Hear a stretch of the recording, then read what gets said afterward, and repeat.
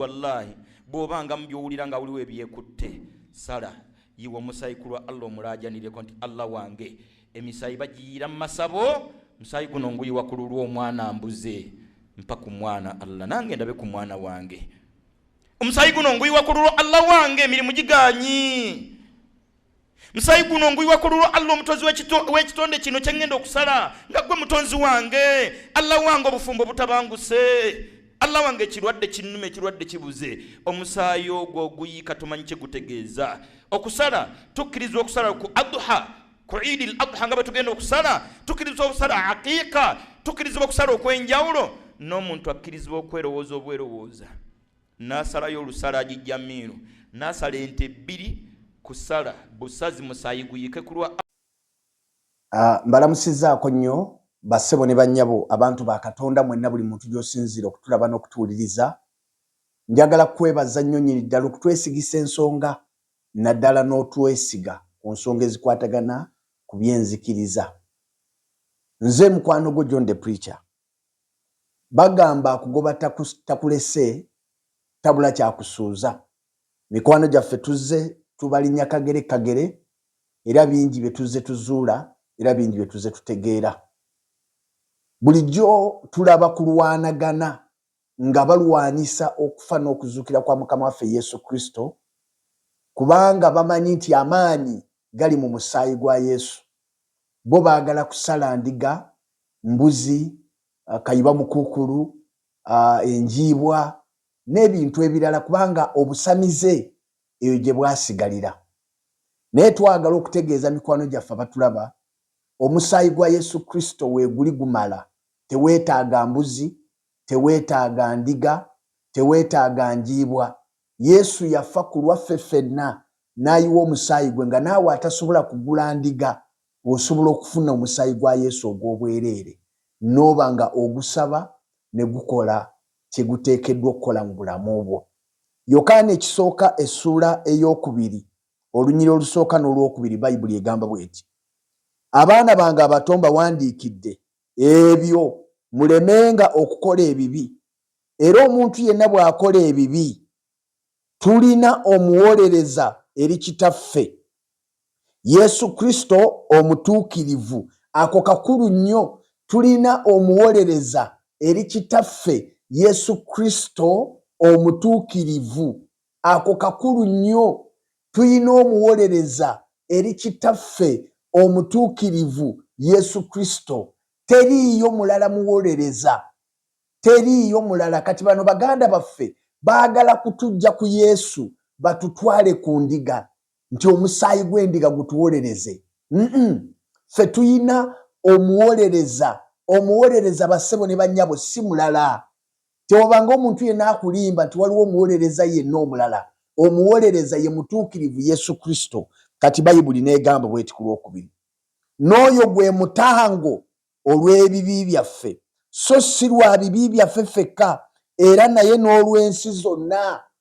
Yesu gwe mutango. Ffe bassebo ne bannyabo tetwetaaga kutanga, kuwaayo ndiga, kuwaayo mbuzi, kuwaayo kayiba mukukulu, kuwaayo ssekoko, kuwaayo bisolo.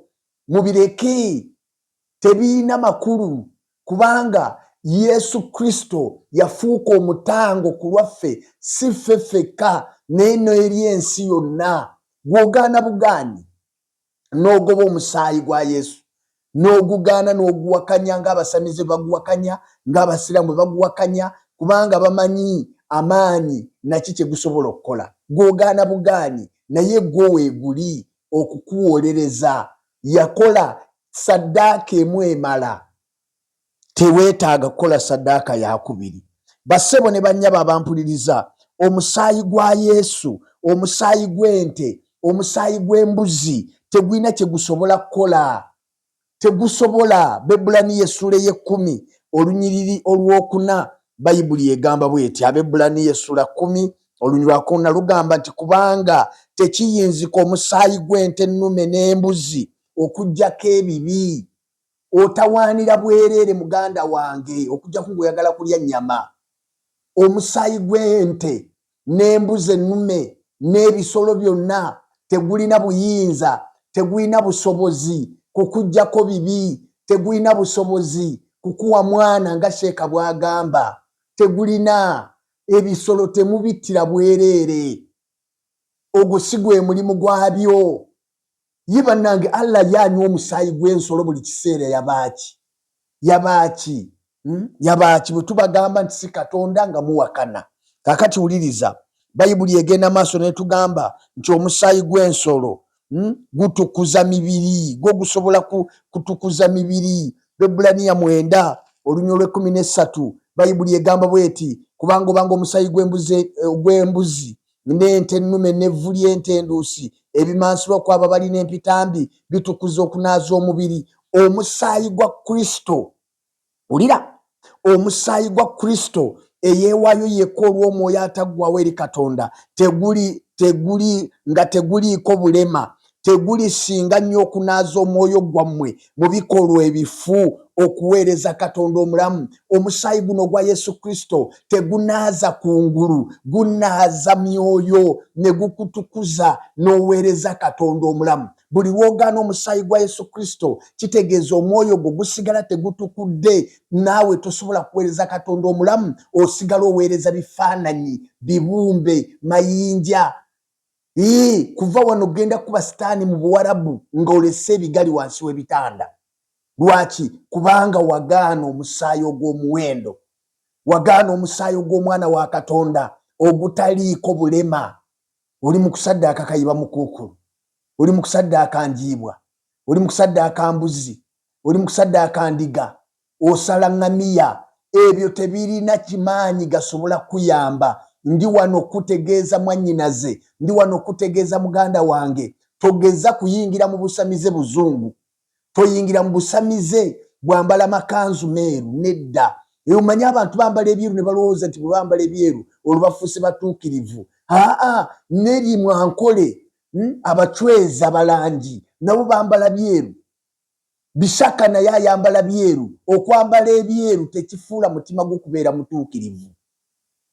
Olwo lugoye luli kungulu, olwo lugoye luli kungulu, naye Katonda ayagala kutukuza mutima gwo. Njagala Katonda akome ku mmeeme eyo gw'abadde ategese okugenda okusaddaakiririza, otegeere nti waliwo eyayiwa omusaayi, eyawaayo omutango, eyakugula, eyakusasula, eyafa ku lulwo, eyayiwa omusaayi ku lulwo, eyawaayo obulamu bwe ku lulwo, otera obeera omulamu. Teweetaaga kusasula, yakusasulira, byonna bya bwereere. Agamba jangu nga bw'oli, jangu gye ndi, gwe wennaakooye n'azitowereddwa nange ngenda kukuwummuza. Teweetaaga kusasula muganda wange, teweetaaga kuwaayo nsimbi. Omusajja yakola byonna ku lulwo, teweetaaga kusasula. Ekyo kye nkugambye. Kati Bebbulaniya essula 12 olunya 24 Bayibuli n'egamba bweti. Bebbulaniya essula yakumeka ngambye, Bebbulaniya essula 12 olunyiriri 24. Abange ebiwandiiko nga binyuma. Bayibuli egamba bweti, Bebbulaniya, n'eri Yesu omubaka w'endagaano empya, n'eri omusaayi ogumansirwa ogwogera ebirungi okusinga ogwa Aberi. Bassebo ne bannyabo, guno omusaayi gwa Yesu gwe twogerako gwogera ebigambo birungi. Gwogera ebigambo birungi. Wandibanga oli eyo mpuliriza, baasala embuzi, baasala endiga, baayogera ebigambo ebibi ku bulamu bwo nga balaamiriza oleme kuba na mukisa. Nkuzigirira omusaayi gwa Yesu gwogera bulamu, gwogera ebigambo ebirungi, gwogera kuyitamu, gwogera kugenda mu maaso. Gwe baaloga Yesu asobola okuyamba okuyita mu musaayi gwe ne gwogera ebigambo ebirungi, ne gulogolola eddogo lye baakuloga, n'obeera waddembe mu linnya lya Mukama waffe Yesu. Kiki ekikola ekyo? Musaayi gwa Yesu. Bassebo ne bannyabo, ffe bwe twali tugulibwa, ffe abalokole, ffe abaana ba Katonda, bwe baali batugula tebaatugula na musaayi gwa nkoko. Saagulibwa musaayi gwa nkoko, nze nagulibwa musaayi gwa muwendo. Kyenva ntambula nga ekitogi kiri waggulu, omutwe guli waggulu, kubanga nagulibwa na musaayi gwa muwendo. Bw'oba onookoma ku nze oyina kuwangula musaayi gwa Yesu. Ompulidde? Bw'oba onookoma ku nze ng'onondoga eddogo linkwate oyina kuwangula musaayi gwa Yesu. Kyenva ngamba teriiyo mulogo mu nsi yonna ayinza kundoga. Taliiyo. Yitawa. uyita wagundi olugesa ki nte musayi gwa nte gwosala n'olamiriza ejjembe limukwate namuzinda. Kati wuliriza Peetero ekisooka essula esooka olunyiriri bassebo ne bannyabo olw'18 Bayibuli egambye bweti nga mumanyi nga temwanunulibwa na bintu biggwawo feezo ba zaabu mu mpitambiza mwe ezitaliimu ze mwaweebwa bajjajjammwe wabula olw'19 wulira wabula n'omusaayi ogw'omuwendo omungi ng'ogw'omwana gw'endiga ogutaliiko bulema newankubadde ebbala ye Yesu Kristo. Abange twagulibwa, twanunulibwa, twayambibwa, twasumululwa na musaayi gwa Yesu. Ogwo gwe gututambuza nga twesiima, ogwo gwe gututambuza nga tuyimba, ogwo gwe gutubeezaawo, ogwo gwe gutukozesa bizinensi nga tetutaddeemu buti, ogwo gwe gutukozesa emirimu nga tetumaze kuloga. Baguyita musaayi gwa Yesu. Gwe bw'obanga walokoka ng'obadde okyatya eddogo tonategeera maanyi gali mu musaayi, ekyo kyekindeese. Otegeere nti waliwo amaanyi agali mu musaayi gwa Yesu. Osobola naawe okuyingira gwa bwereere. Ddamu ebigambo bino, gamba nti ayi Yesu, olwaleero mpulidde ekigambo kyo, nzikiriza nga ge mazima era mpita omusaayi gunaaza obulamu bwange, njatula n'akamwa kange, ndokose, sonyiwa ebibi byange byonna bye mbadde nkola ne bye bankolera. Sangula amannya gange mu kitabo ky'okufa, gawandiike mu kitabo eky'obulamu. Weebale Yesu kubanga ondokodde. Amiina. Ozzeemu ebigambo birungi nange bye nayatula bwentyo